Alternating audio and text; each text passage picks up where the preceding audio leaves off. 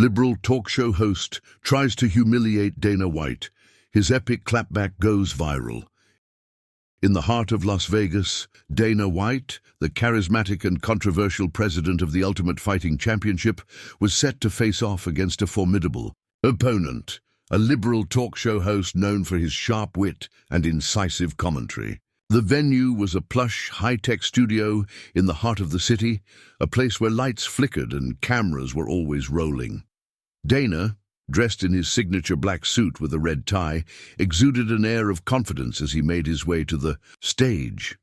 He had faced many challenges in his career, but this one felt different. The talk show host, known by his initials JT, was no stranger to controversy himself. Known for his provocative style and unapologetic political views, JT had built a loyal following by challenging conventional wisdom and pushing boundaries. His show was a mix of hard-hitting interviews, heated debates, and unfiltered humor, making him a force to be reckoned with in the media landscape. Tonight, he had invited Dana White to discuss the rapidly evolving world of mixed martial arts and its impact on society. As Dana took his seat across from JT, the energy in the room was palpable. The audience buzzed with anticipation, eager to see how this high-profile matchup would unfold.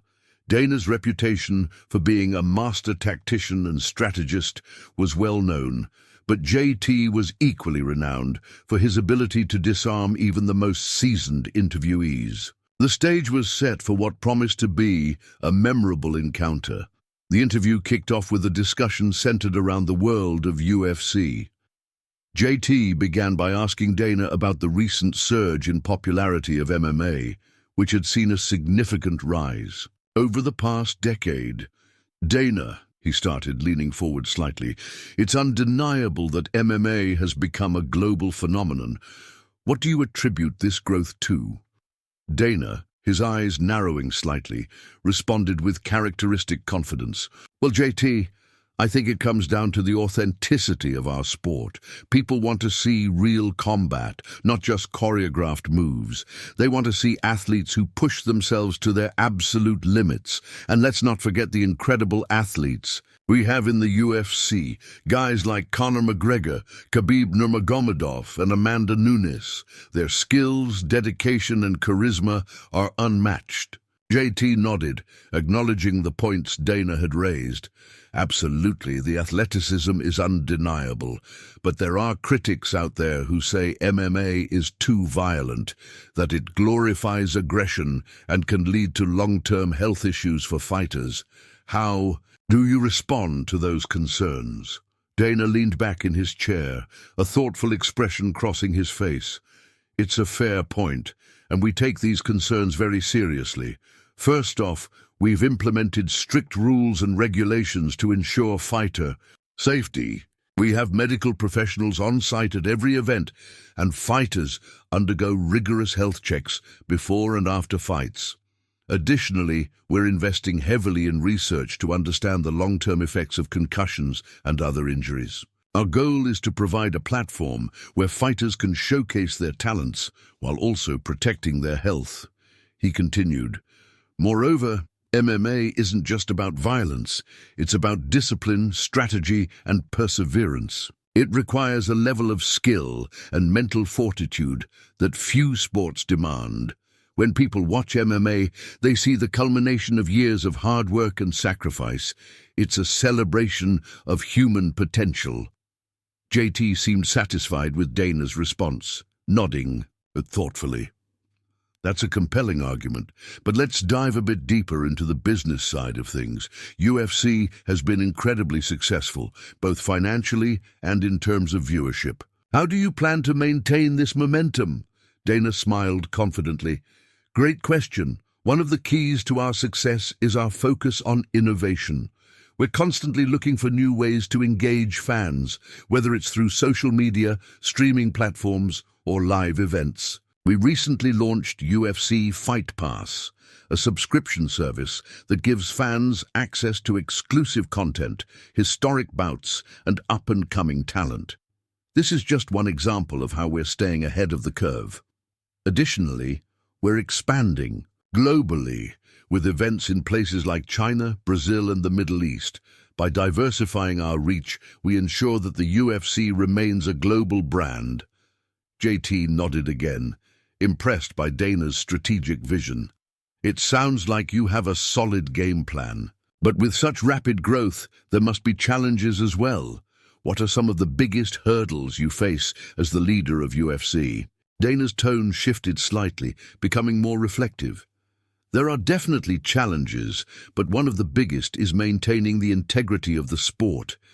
As MMA becomes more popular, there's a risk of dilution, of lesser quality promotions. Trying to capitalize on the trend, we have to stay vigilant in ensuring that UFC remains the gold standard. Another challenge is managing the expectations of our fighters. They pour their hearts and souls into their careers, and we have a responsibility to support them both inside and outside the octagon. He paused, taking a moment to gather his thoughts. But despite these challenges, the passion and dedication of our athletes keep us going. They inspire us to push harder, innovate more, and create an experience that fans will remember for years to come. With the discussion on MMA now well underway, JT decided it was time to shift gears. The atmosphere in the room subtly changed as he leaned forward, his demeanor becoming more serious. Dana, let's talk about something a bit different. You're known for your strong ties to various political figures, particularly those aligned with conservative values. How do you reconcile your role in the UFC, which is a global brand, with your personal political beliefs? Dana straightened in, his chair, his expression turning more guarded. JT, I appreciate you bringing that up. My personal beliefs are exactly that, personal. I believe in the importance of supporting free enterprise and individual liberty, principles that resonate with many of my political allies. However, when it comes to the UFC, we strive to remain politically neutral. Our focus is on providing entertainment and a platform for athletes to showcase their talents. We don't endorse candidates or parties. Our mission is to bring people together through sport. JT tilted his head slightly, seeming to weigh Dana's words carefully. But don't you think that by aligning yourself with certain political figures, you inevitably shape perceptions about the UFC? After all, your brand is intertwined with your public persona. Dana nodded slowly, acknowledging the complexity of the issue. That's a valid point, JT. While I maintain friendships with politicians and public figures, it's crucial to separate personal relationships from the business of UFC. We're careful to ensure that any political involvement doesn't overshadow our core mission. Our priority is always the athletes and the fans. JT leaned back, considering Dana's response. All right, let's delve a bit deeper. In recent years, there's been growing pressure on sports organizations to take stances on social and political issues. Do you think the UFC should get involved in such discussions? Dana's voice took on a more measured tone. I believe it's important for organizations to consider their role in broader societal conversations. However, we need to be mindful of the potential backlash and divisiveness that can arise. At UFC, we aim to foster a community where everyone feels welcome and respected, regardless of their background or beliefs. If and when we do choose to address social or political issues, it will be done thoughtfully and with the best interests of our athletes and fans in mind. JT's eyes narrowed slightly, sensing an opportunity to push further. But isn't there a risk that by staying silent, you could be perceived as complicit in certain injustices or inequalities? Dana's expression remained calm, but his tone sharpened. That's a complex question, JT. Silence can indeed be interpreted in different ways, but we also have to consider the broader context. UFC is a global brand. and we need to be cautious about stepping into every political debate. That said, we do support initiatives that promote inclusivity and equality within our organization. For example, we've implemented anti-discrimination policies and actively work to create a safe and welcoming environment for all fighters and staff. He paused, his gaze steady. Ultimately, our approach is guided by the principle of doing what's right for the UFC and its stakeholders. If and when we decide to take a stand on specific issues, it will be based on a thorough understanding of the situation and a commitment to fostering positive change. As the conversation continued, JT decided to escalate the tension. He knew Dana White was no stranger to controversy, but he was determined to draw out a reaction that would captivate his audience. With a calculated smile, JT posed a question that would test the limits of Dana's composure. "Dana," he began, his voice dripping with feigned curiosity, "there's been a lot of talk about the financial contributions of certain individuals in the UFC.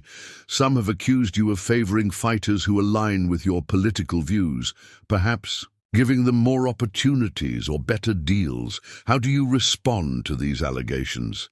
Dana's initial reaction was one of surprise, but he quickly regained his composure. His eyes flashed with a mixture of annoyance and determination.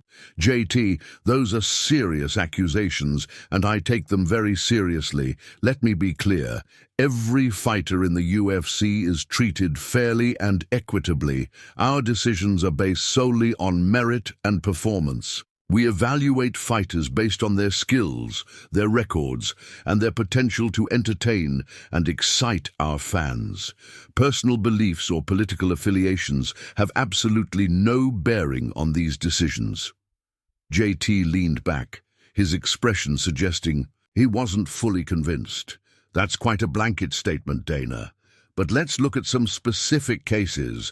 Take the example of fighter name, a fighter who has been vocal about his support for political figure. He's received several high-profile matches and lucrative contracts.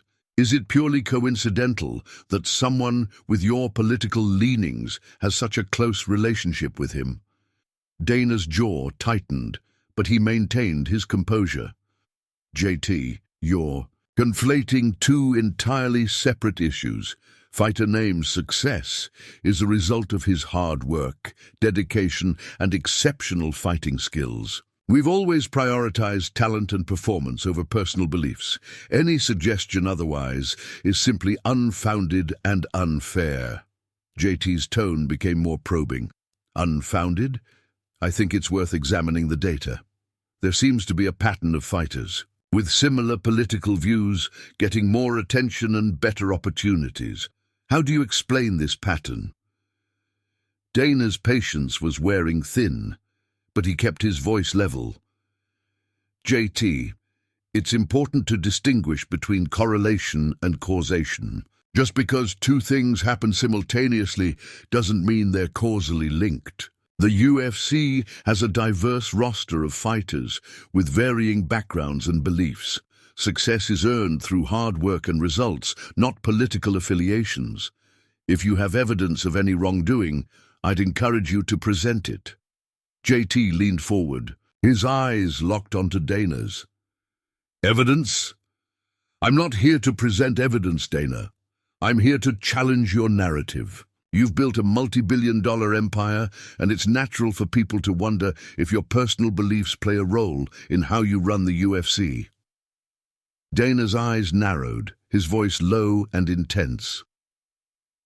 "JT, I respect your right to ask questions, but I won't tolerate baseless accusations. Every decision we make in the UFC is grounded in merit and performance. If you have concrete evidence of any impropriety, I invite you to share it publicly. Otherwise, your insinuations are nothing more than a distraction from the real issues facing our sport." For a brief moment, the tension in the room reached a fever pitch. The audience, sensing the undercurrents of conflict, leaned forward in their seats, waiting for the next move. JT's smirk suggested he believed he had landed a blow, but Dana White wasn't ready to concede. Instead, he decided to seize the opportunity. to turn the tables and deliver a powerful rebuttal. Dana's eyes flashed with determination as he leaned forward, his voice steady and unwavering. Let's be clear, JT. You're not just asking questions. You're trying to provoke a reaction. But here's the thing. I've been in this game long enough to recognize when someone is fishing for drama. Your insinuations about favoritism and bias are not only baseless, but also disrespectful to the athletes who earn their spots through sheer hard work and skill. He paused, allowing his words to sink in. If you truly want to know the truth, let's talk about the real issues. The UFC has a long history of promoting fighters based on their abilities, not their political views. We've worked tirelessly to create a platform where anyone, regardless of their background, can succeed if they put in the effort. And guess what? The numbers speak for themselves. The majority of our top fighters come from diverse backgrounds, representing a wide range of beliefs and ideologies. Dana's tone softened slightly, but his resolve remained firm. Now, I understand that as a talk show host, it's your job to stir the pot. But as the president of UFC, my job is to protect the integrity of our sport. If you have genuine concerns about fairness and equality, I'm open to discussing them.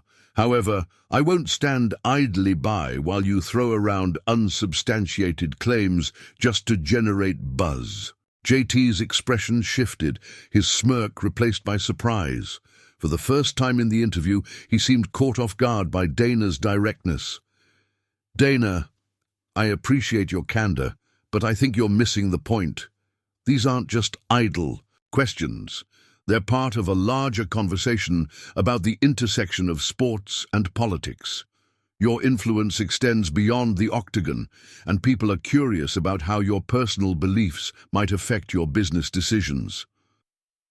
Dana's eyes blazed with intensity. JT, let's be honest. The UFC is a business, and businesses thrive on transparency and trust. If you want to uncover the truth, start by looking at the facts, at the records, the performances, the outcomes. The UFC has always been driven by merit, and any attempt to undermine that is not only unfair, but detrimental to the sport we love. He leaned back, his voice carrying authority. The UFC has never been afraid of scrutiny. We welcome it. We've always been transparent about our operations and uphold the highest standards of fairness and integrity. So if you want a meaningful discussion, let's talk about actual issues, not hypothetical scenarios or baseless accusations. Dana's words resonated with the audience, who began murmuring in agreement. JT's attempts to provoke had backfired, and Dana had taken control of the narrative. The interview didn't end there, but Dana's firm stance captured the attention of millions. As soon as the segment aired, it went viral. Clips of Dana's unflappable responses spread like wildfire, with users sharing admiration for his articulate defense. On Twitter, hashtags like Dana White Clapback and UFC Politics trended, with thousands of posts praising Dana for standing up to JT. Fans and critics alike weighed in, many commending Dana for his refusal to be swayed by sensationalism. I've never been more impressed by Dana White. His response to JT was brilliant, tweeted Imberfanatic87, another user, a Truthseeker19, added, Dana's logic was unassailable. He showed that the UFC is built on merit, not politics. Great interview. However, not everyone was convinced. Some critics argued Dana had evaded the core issues raised by JT. iRealist Viewpoint posted, while Dana's rebuttal was impressive, he still hasn't provided concrete evidence to refute the claims. Transparency is key. Despite differing opinions, the interview drew attention to the intersection of sports and politics. It highlighted the complexities of running a global brand in a highly scrutinized industry. Backstage, Dana reflected on the exchange, confident in the integrity of his position. As he walked away from the stage, he felt proud to have defended The UFC's values.jt, too, processed the aftermath of the interview. Though caught off guard, he realized Dana's response had forced him to reconsider his approach. Perhaps there was more to gain from substantive dialogue rather than controversy.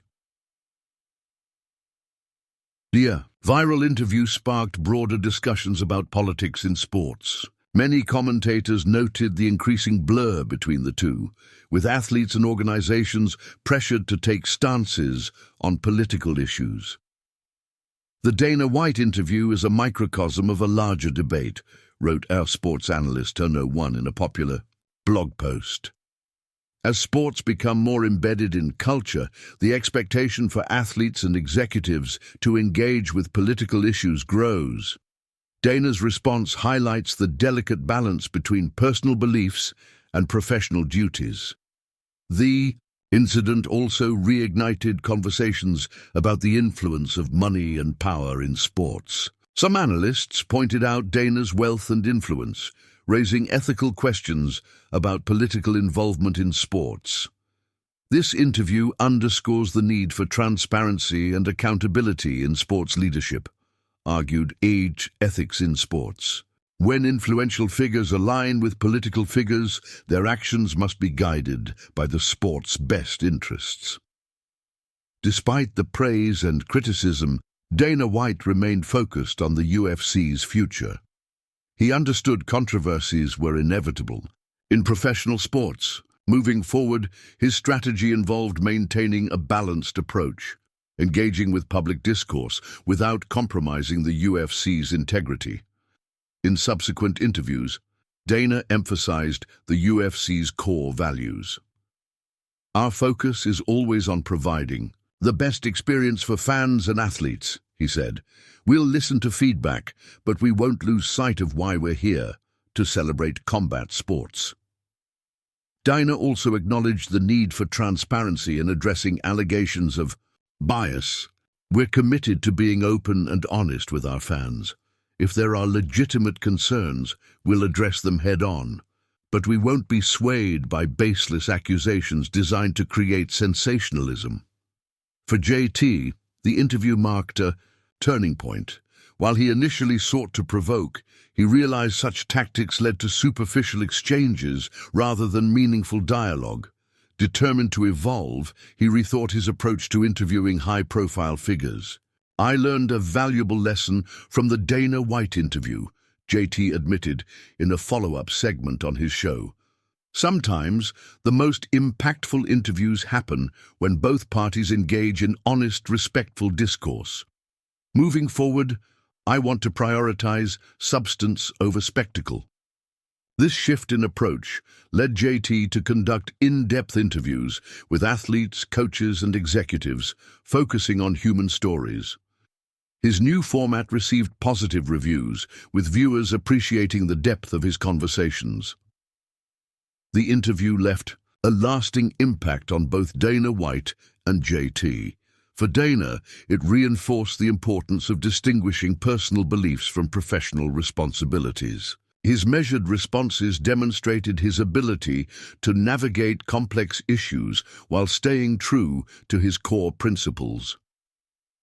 For JT, the experience prompted a re-evaluation of his journalistic approach. He realized that sensationalism often overshadowed meaningful discussion and vowed to foster more substantive conversations moving forward. In the weeks that followed, the interview continued to resonate, sparking similar discussions in other sports leagues and industries. The conversation about sports and politics evolved, with more nuanced perspectives emerging from athletes, executives, and fans alike. The Dana White and JT interview marked a turning point in the dialogue between sports and politics. It showcased the power of principled leadership and the importance of thoughtful discourse. As sports grapple with modern-day issues, the lessons learned from this pivotal moment remind us of the enduring importance of integrity, transparency, and respectful dialogue.